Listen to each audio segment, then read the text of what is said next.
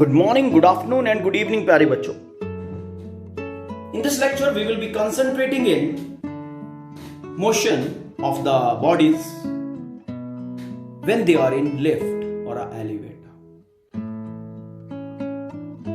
In your day-to-day life, आप सभी ने लिफ्ट में और एलिवेटर में डेफिनेटली ट्रेवल किया होगा, ठीक? और कुछ वेरिएशंस आप लोगों ने फील की होंगी definitely. Something like, you just think of when this lift moves downward, accelerates downward, you feel जैसे आपका हाइट हल्का सा इंक्रीज हो गया है. और अगर एक्सेलरेशन बहुत ज्यादा हो, you feel flying. ऐसा होता नहीं है, बट रिलैक्स महसूस होता है कि जैसे हेड हल्का सा हो गया है. And in other scenario, if we are going upside, this lift is moving upward, accelerating upward, then we feel a kind of situation that जैसे किसी ने हेड के ऊपर कुछ वेट रख दिया है. We feel a kind of burden in the head, जैसे हाइट थोड़ी सी रिड्यूस हो गई. This all happens because हमारे ब्रेन के अंदर में एक बैलेंसिंग नर्व है, ओके, जो हमें फीलिंग ऑफ नॉर्मल रिएक्शन देता है, which give me a feeling of my own weight in terms of normal reaction. ठीक? Whatever situation I told you in case of lift, what happens basically, इसमें normal reaction variate कर रहा है situations में, okay. If normal reaction increases, because the normal reaction जो होता है ना, वो हमें एपेरेंट वेट, जो वेट मुझे फील होगा खुद, okay, if my actual wait is something जो मुझे फील हो रहा है, नॉर्मल रिएक्शन, ओके, मुझे उसके बारे में एक फीलिंग देता है एपेरेंट वेट के बारे में. क्लियर? और ये normal reaction is the apparent weight basically, okay. तो किस सिचुएशन में किस तरह से वेरिएट करता है, we will be going through this particular thing, okay, in this particular article. Okay, let's go ahead with this. Motion of lift basically is a situation related to variation of normal reaction when the bodies are accelerating, when the lift is accelerating. Okay, very popular case, very important case also. Okay, so let us analyze in which situation the normal reaction, that is apparent weight, increases, in which situation it decreases, and in which situation of motion of the elevator it is not affected at all. Okay, okay, let's take that exposure. Suppose this is a elevator, lift, okay. ये feet में floor के ऊपर एक weighing machine रखा है, जो वो step वाला होता है ना, जिसके ऊपर खड़े हो जाते हैं और फिर वो रीडिंग दिखाता है, नंबर्स, ओके. ठीक है. A person is standing on that particular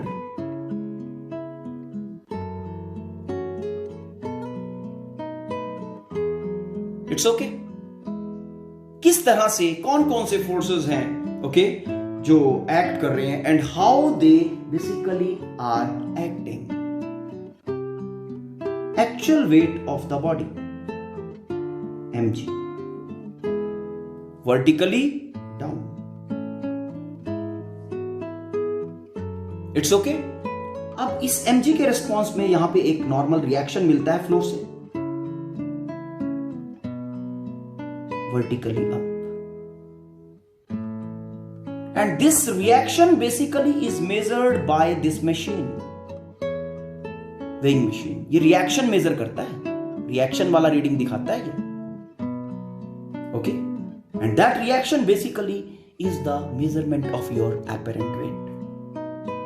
So if we concentrate in this body, only two forces are acting. One is action, that is mg, another one is reaction, r.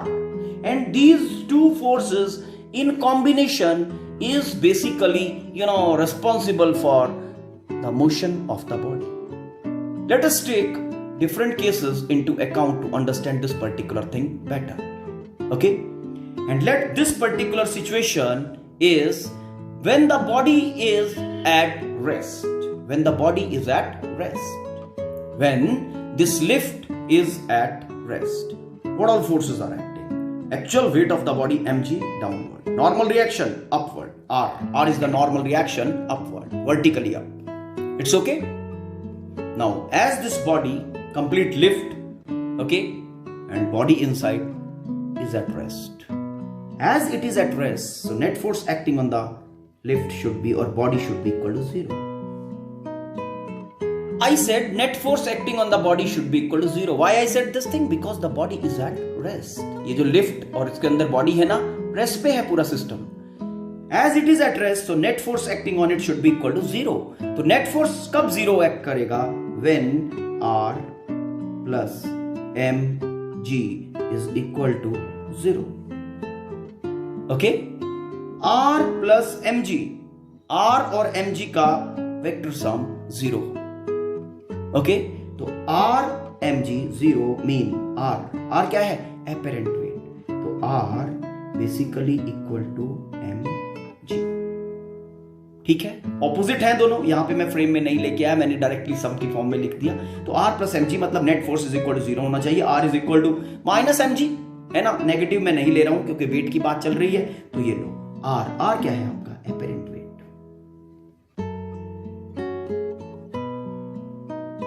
Apparent weight is equal to mg क्या है? Actual weight. मतलब इस situation में you will be feeling relax. आपको कुछ different महसूस नहीं होगा. क्यों? क्योंकि आपका ब्रेन जो नॉर्मल रिएक्शन दे रहा है, ओके, नॉर्मल रिएक्शन फील कर रहा है, वो उतना ही फील कर रहा है जितना एक्चुअली वेट है आपका. और उसको वो फील करने की आदत तो आपने इतने सालों से डाल ही दी है. Okay, if you are 17, okay, तो आपके वेट को फील करने की हैबिट नॉर्मल सिनेरियो में when you are at rest, okay, आपके बैलेंसिंग नर्व को है. ठीक है ना, और वो उतना ही फील कर रहा है एपरेंट वेट. तो आपको कोई इसमें वेरिएशन महसूस नहीं होगा. So when the lift is at rest, when this lift is at rest, no variation in normal reaction takes place. Okay, and apparent weight of the body felt is equal to actual weight of the body. Okay, so next situation is when the lift is moving with uniform velocity. It may be up or may be down. Now let us see आपका brain इस situation में कोई variation feel करेगा या नहीं. ये आपका lift room है and this is weighing machine जो फीट पे है. and after that this person is standing, जिसकी हम नॉर्मल रिएक्शन की बात कर रहे हैं, जिसके एपरेंट वेट की बात कर रहे हैं, वही सेम पर्सन. Okay, fine. अब ये लिफ्ट आपकी यूनिफॉर्म वेलोसिटी से मूव कर रही है. कैसे? Uniform velocity. यूनिफॉर्म वेलोसिटी, ये दोनों केसेस चाहे अप मोशन का हो चाहे डाउन मोशन का हो, दोनों सेम रहेगा. दोनों में discussion part will be same. Now, lift is moving up or down, okay, with uniform velocity. Now, what all forces will be acting? सबसे पहली बात, इसके सेंटर ऑफ मास के ऊपर डाउन साइड mg, इसका real wait of the body, actual wait. Now step, ये जो surface है, कॉन्टैक्ट सरफेस, इसको रिएक्शन बैकवर्ड देगा, R1 कर देते हैं सिचुएशन में. Apparent wait.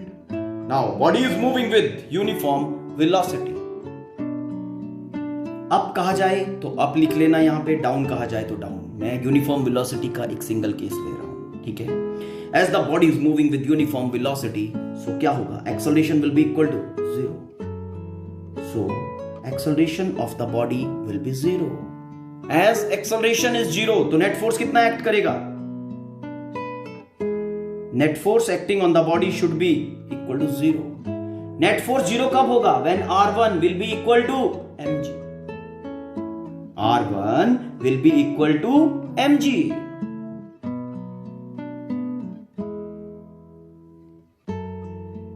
मीन क्या बना यहां पे? यहां पे भी जो रिएक्शन आपको मिल रही है, रिएक्शन जो ये सिस्टम आपको फील करवा रहा है, that reaction is similar to actual weight. Mean apparent weight is equal to actual weight. Apparent weight is equal to actual weight. In this situation also, the person's brain will not be feeling any difference. Situational difference उसको कुछ feel नहीं होगा. Relax, आराम से. No variation in reaction is there. So brain balancing nerve आपका कोई variation feel नहीं करेगा. जैसे actual weight के situation में balancing कर रहा होता है, in the same way it will be giving you the kind of feel. Okay? Lift is moving up with an acceleration A. Again, ये lift room है आपका. Okay? Body, that is the person. Okay? Is standing in the lift on the, ये step weighing machine है आपका. उसके feet के नीचे person is standing. वही same person जो पहले situations में है, जिसका actual weight mg है. Now, forces acting on the person. What all forces will be acting on the person? Now, center of mass के ऊपर mg, actual weight vertically down. इसके रिस्पॉन्स में सिस्टम से यहां पे नॉर्मल रिएक्शन मिलेगा. Let normal reaction is R2 in this situation. This lift is accelerating up with an acceleration A. ये concentration का मैटर है. As the lift is accelerating upward with acceleration A, so what should be happening? Where the net force must be acting on the body, on the system, lift system. Okay? जो net force है वो किस direction में act करना चाहिए? In the direction of acceleration. If net force acting is upward, then R2 has to be greater than mg. Okay, net force कितना बनेगा? R2 minus mg, and that net force will be producing acceleration in the lift. Let us see. It's okay. Accelerating up, R2 should be greater than mg, and net force should be equal to R2 minus mg. यही net force है जो lift system को, body को upward accelerate कर रहा है. Now lift is accelerating with acceleration A, body is also accelerating with the same acceleration. तो मैं बॉडी की ही बात कर रहा हूं सिर्फ, बिकॉज मैं उसी का एक्चुअल वेट कंसंट्रेशन में लेके आ रहा हूं. This net force will be producing an acceleration A in mass m of the person. It's okay. दोनों net force, this net force producing acceleration, therefore क्या होना चाहिए? ma should be equal to R2 minus mg. R2 minus mg, and R2 in the situation should be equal to ma.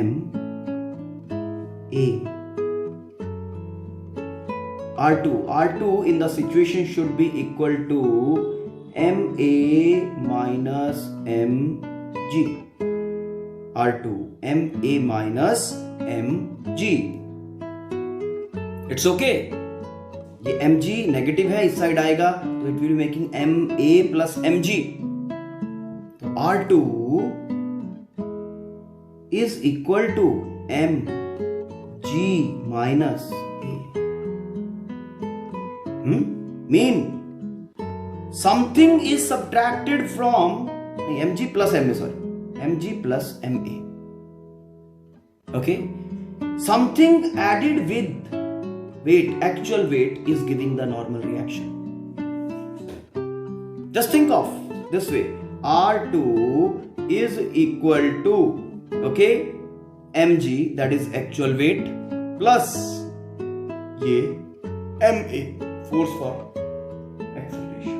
Okay, उसमें add हो रही है actual weight के अंदर, तब ये रिएक्शन बन रहा है. What does it mean? कि R2 is greater than actual weight. Apparent weight, जो ऑलरेडी मैं बता चुका हूं आपको, apparent weight is equal to, apparent weight is greater than greater than actual weight. Actual weight. और कितना ग्रेटर है? That is R2. Apparent weight is equal to mg plus ma. इस इक्वेशन से आपको वेट मिल जाएगा. एक्सेलरेशन का value डालो, आपको आपका apparent weight मिल जाएगा. चलो इसका एक स्पेसिफिक केस लेते हैं. Let the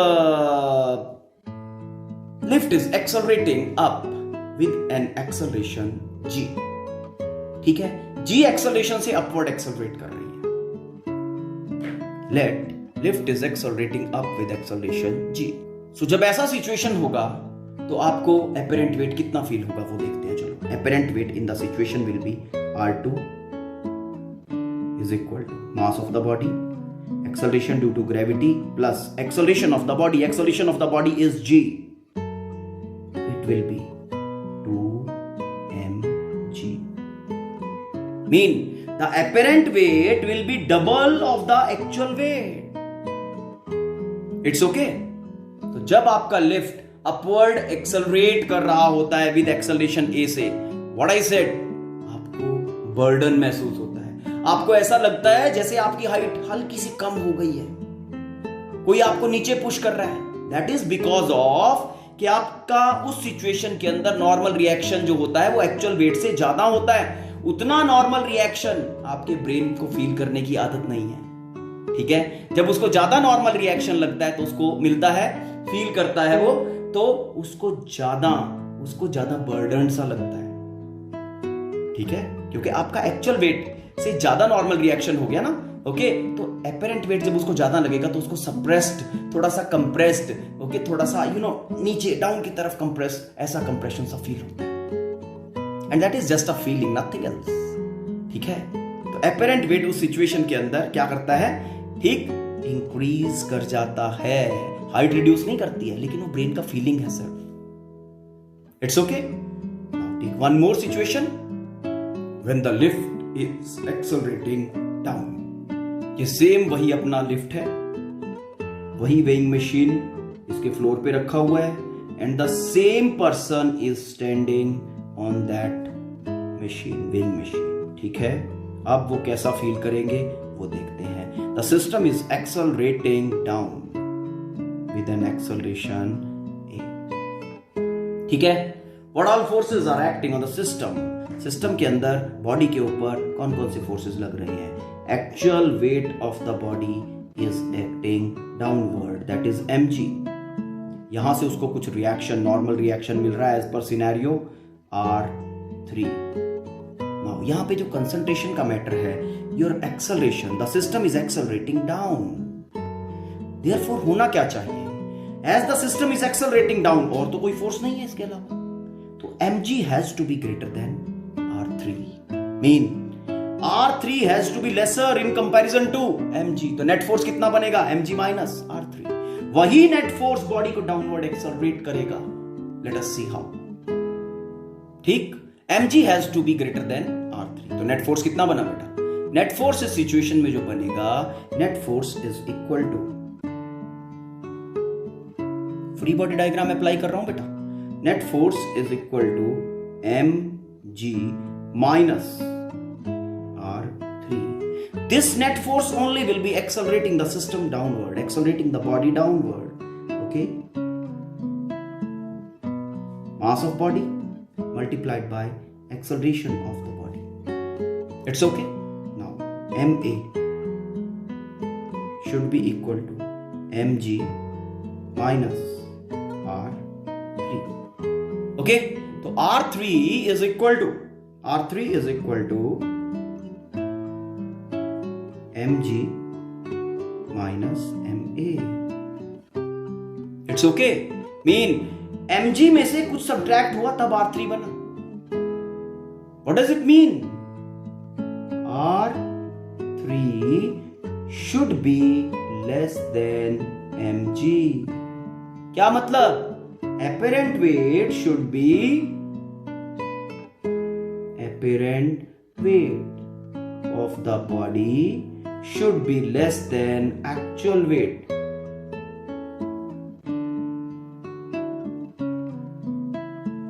Actual weight of the body. It's clear?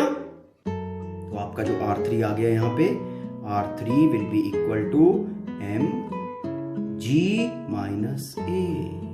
This will be the value of apparent weight. As much will be the acceleration, okay, as small the reaction will be getting. और apparent weight उतना small होगा. समझ में आया? इसमें एक specific case लेते हैं फ्री फॉल का. ठीक है, लिफ्ट का जो स्ट्रिंग था, जो रोप था, वो टूट गया. ओके, तो जब वो रोप टूट गया तो क्या होगा? Body will fall freely. And what will be the acceleration of the body? Acceleration in that very situation will be equal to g. That is called as free fall acceleration. Free fall acceleration. Okay? It's okay? जब ये रोप supporting lift टूट गया, broken, okay? तो lift will start falling freely.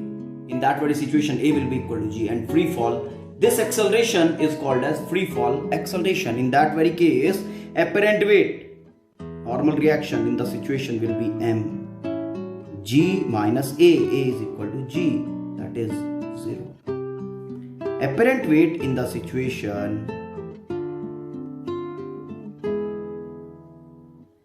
is equal to 0. देखा है कभी ये situation आपको तब मिलता है, जैसे देखो लिफ्ट का तो कभी आप लोगों ने रोप टूटा हुआ नहीं देखा होगा. ठीक है, you go to some spaceship. Okay, किसी स्पेसशिप के व्यू में जाओ, वहां पे क्या होता है? Everything floats. सब कुछ फ्लोट कर रहा होता है, कुछ फॉल तो नहीं करता ना. Why? Because every spaceship is in a state of free fall. Is in a state of free fall. Free falling acceleration है वहां पे.